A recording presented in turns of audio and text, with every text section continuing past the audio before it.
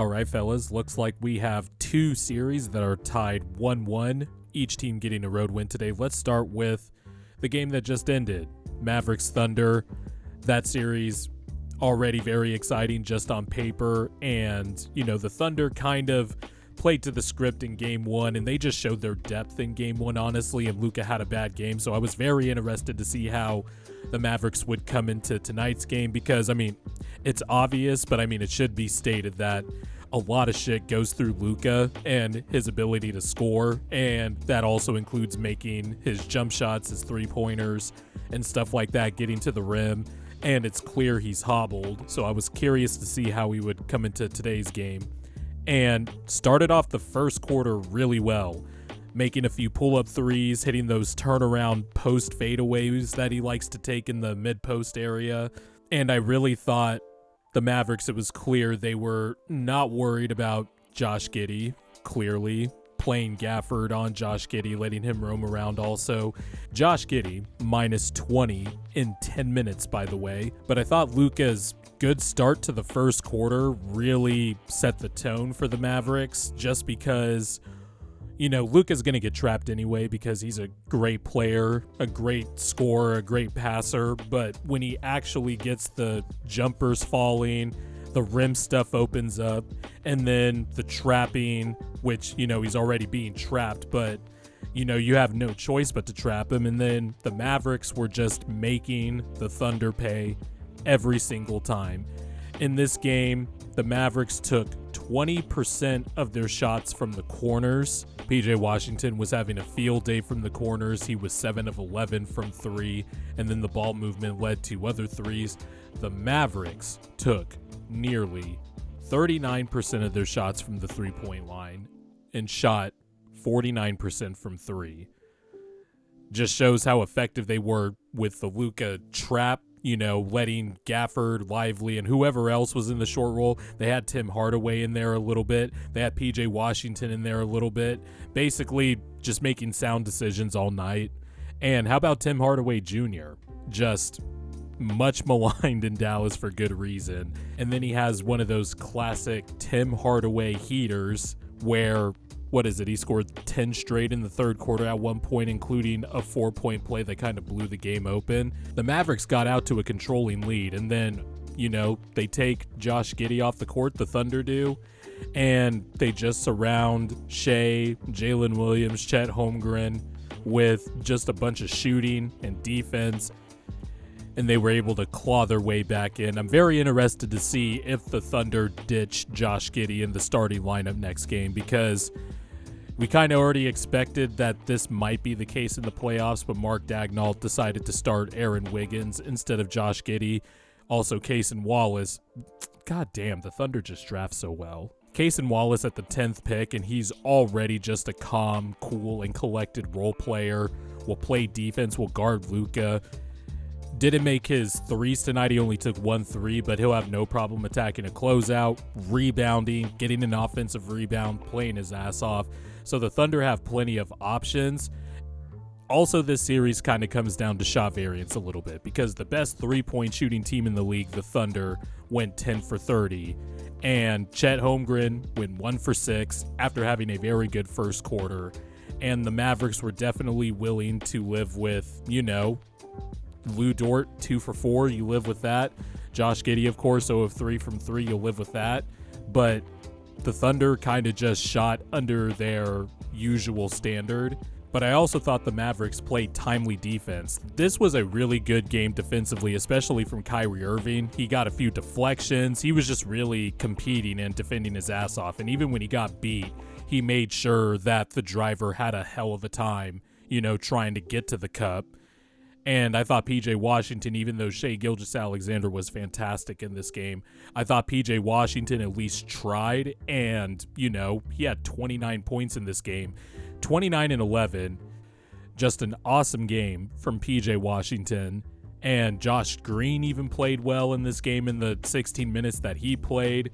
Derek Lively was still rebounding the ball, playing defense, even though His finishing around the basket was a little shaky tonight, and he was getting moved a little bit off his spots. I still thought he provided value.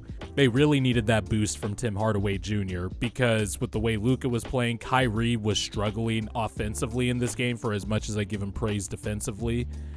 And I also thought down the stretch, the Thunder did look a little rushed offensively, which is not what we usually see from the Thunder, but this is kind of like a shot variance series, right? It'll just depend on who is able to make their open shots coming out of, the trap or, driving to the cup. Because I have a feeling the Thunder are just going to use Josh Giddey less and less. But this is just going to depend on, can the Mavericks and their role players make their open shots? I know it sounds simple, but when you're dealing with two offensive engines like gilgeous-alexander and Luka Doncic, it really does depend on, can you knock down the open threes? And Chet Holmgren missed some. Isaiah Joe went 1 for 3. Cason Wallace went 0 for 1. Aaron Wiggins went 1 for 3. Then the Thunder were getting good shots. They were driving to the cup. The Thunder got to the rim at will. They took 37% of their shots at the rim, and they were able to collapse the defense, and they had open shots. They just did not miss, and also the Mavericks made a bunch of timely stops. And on the other end, I really thought the Mavericks executed well out of the trap with Luka at the top, and then Luka just went off in the fourth quarter. So Luka kind of bounced back, and with that, the Mavericks were able to get one on the road, and now we'll see where the series goes as we head to Dallas. Then we head to Game 2 in Boston. The Cleveland Cavaliers getting a steal in Game 2. What I really liked about this game is the Cavs' response was awesome. I thought they defended well. I thought they made some smart decisions like, rushing Jaylen Brown and Derek White into shooting threes, trapping them. Jason Tatum had a so-so game once again in the playoffs. And Al Horford, though he went 3 for 7, I feel like he doesn't have the same effect as Kristaps does at center just because he takes his shots from a deeper range, and that gives the Celtics more space. And I felt like the Celtics did the thing where they really got up some bad threes in this game. It was kind of like, whenever the Celtics did lose or whenever they did look shaky in some of their wins this year, it was the shots, not necessarily the shot selection, but how they went about getting to that shot. And I thought there were some bad shots. I thought there were some early clock threes. Or maybe just drive by your guy, drive by Darius Garland. But you got to give the Cavs credit. I thought they had a smart game plan defending the Celtics. And then on the other end, I really like what they did offensively in this game. Donovan Mitchell in that first half really didn't get going. He was 2 of 6 from the floor. He only had 6 points. And so what I like from Cleveland is that they leaned into Evan Mobley. It was very clear they were trying to get Evan Mobley going early in this game. And especially in the first quarter, he had 11 points. He had 4 assists in this game. I really like that Cleveland, they've been gradually doing this over the last few seasons, but they have been leaning into Mobley more as an offensive hub. For all the conversation surrounding Mobley and his offensive improvement, I have pointed out on this channel that there are subtle improvements with Mobley, though the development has been a little slower than what I would have liked.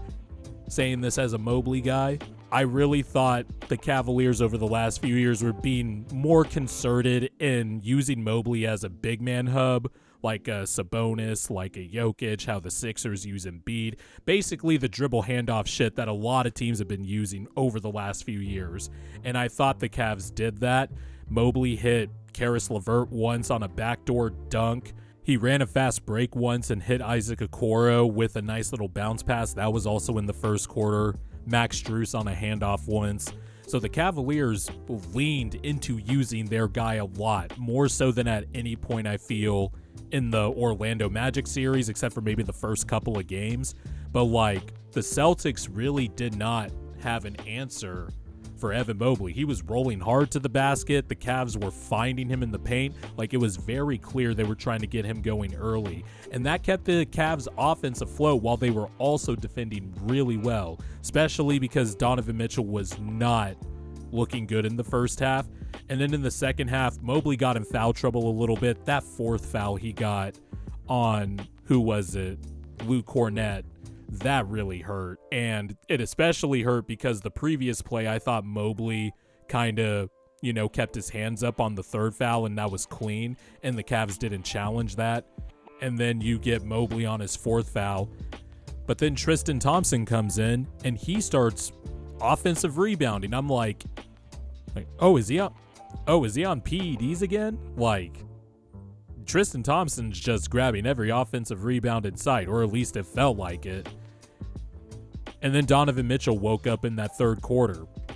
16 points in the third quarter, was just hitting pull-up threes. He even had one lucky bank shot. And really, Drew Holiday had no answers for Donovan Mitchell. Not even Jaylen Brown on a few occasions. Not even Derek White. And, once Mitchell finally got going, the Cavs just started pulling away. And everything else just trickled down out of that. I thought Darius Garland played a really good game. I liked his aggressiveness, attacking the drop coverage. Every time someone goes under that screen, Darius Garland should be shooting a three every time. Now, he only had 14 points and 4 assists. I still thought he played a really good floor game. I really thought he was very instrumental in getting Evan Mobley going early and thus sustaining the Cavs. It was tied at halftime while Donovan Mitchell was still struggling. And Darius Garland in that third quarter was part of that Cavs run that kind of pushed it out to a double-digit lead at first. And Garland went 3 for 3 in that third quarter. Donovan Mitchell was giving everybody the work. Sam Hauser, too. And then you look, and the Celtics only went 8 of 35 from 3. The threes weren't falling. The Cavaliers outshot the Celtics from 3. Max Strus contributing with his movement shooting, helping Mobley on those handoffs. Mobley and Max Strus have always had great chemistry the minute the season started, and they were effective. I just like that the Cavs were able to push so many buttons and everything was going really well for them. And I thought they got the ball rolling themselves, getting one of their best players involved on offense, because then Mobley was starting to do other stuff. I just thought he was really instrumental today. And the Cavaliers get a nice, tough road win. By the way, JB Bickerstaff needs to stop playing George Niang. Sorry, Minivan, love ya, but James Harden really did make him playable in the playoffs last year. That's pretty crazy. But as long as George Niang, keeps forgetting how to make a three-pointer, I just don't see what other value he provides. Yeah, the gravity, you could sell me on that, but he really does nothing else. And he's really just flat-footed out there guarding those guys. But the minutes weren't too detrimental, and I thought it was a balanced scoring attack from the Cavaliers. I gotta go back to this again because this was crucial in Game 7. That 3-guard lineup of Mitchell, Garland, LeVert really was a big factor in the Cavaliers separating themselves from the Celtics in that fourth quarter. They have a lot of ball handling, a lot of shooting at the same time, and then when you put Max Strus at the 4, which is kind of what the Cavs did in that fourth quarter with Mobley at the 5, you're kind of cooking with something there. And I thought JB Bickerstaff had a nice lineup combination out there to extend that lead in the fourth quarter. The Celtics had to pull their starters with 4 minutes in the game left. I'm keeping an eye on that 3-man lineup all playoffs because that was something I highlighted in my Magic Cavs preview, because I thought that was a lineup that would give the Cavs a chance to kind of jumpstart things in case their offense started off shaky. Just get an extra ball handler in there. Let Garland and Mitchell work off the ball. Let Mobley, have some chemistry with you as you backdoor cut, because LeVert is a good cutter when he puts his mind to it, and Mobley has been dotting them whenever the Cavs have leaned into him as a hub. I just like the different answers the Cavs had for the Celtics defense in particular and on offense. Now we see what the Celtics are made of. That Game 3 is going to be big this weekend, let me tell you.